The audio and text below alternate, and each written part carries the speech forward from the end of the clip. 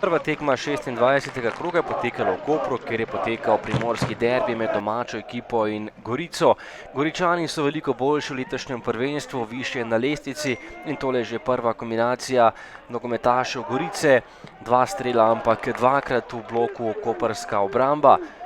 Prva kombinacija tudi domačih, po podaji Valencije je streljal Jurina, tokrat je zgrešil goriška vrata. Po dobre pol ure igre še priložnost za Goričane in tokrat je obramba Kopra rešila situacijo na golovi črti, ostala je pri začetnih 0-0.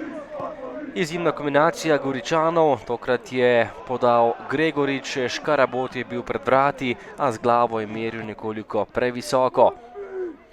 Še zadnja akcija prvega polčasa, tokrat je podal Nagode, spet je bil pri strelu Škarabot, tudi tokrat pa ni meril najbolj natančno. Koper, ki je v boju za obstanek, je bolje prišel drugi polčas, po kotu še en predložek Štulca in strel Datkoviča, tokrat z glavo nekoliko mimo vrat. Potem pa 2 goriški priložnosti, najprej je podal Burgič in streljal Nagode, Tomič je bil zanesljiv in ubranil ta strel.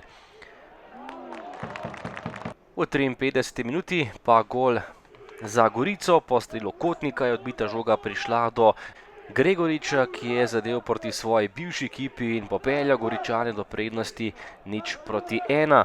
5. gol tega nogometaša v prvi ligi in letošnji prvi v 4. nastopu za Goričane.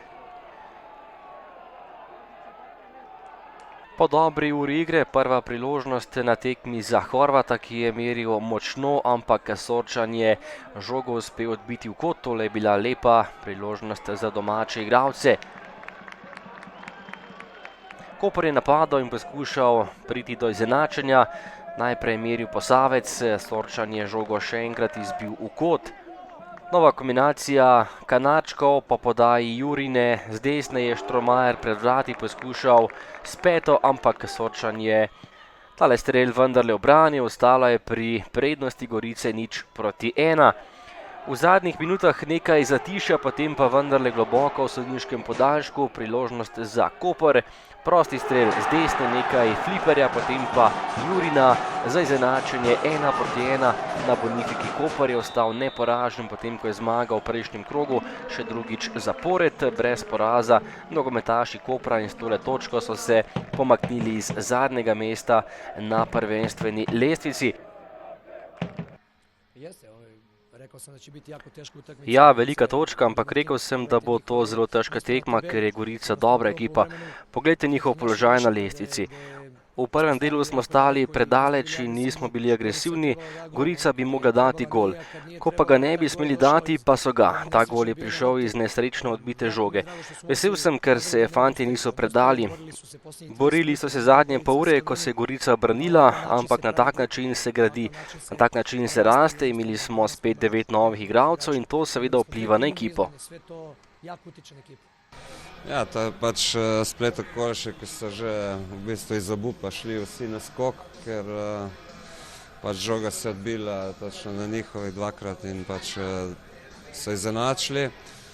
Moram pa reči, da bi pohvalil res mojo ekipo, ki smo igrali danes res odlično tekmo. Mislim, da smo bili dosti boljši, zaslužili smo si več. Delovali smo zelo zrelo, tudi če so dosti mladi fantov noter in smo tudi na taktičnem nivoju si res dosti naredili in tudi faza defenzive je bila narejena tako, kot je treba.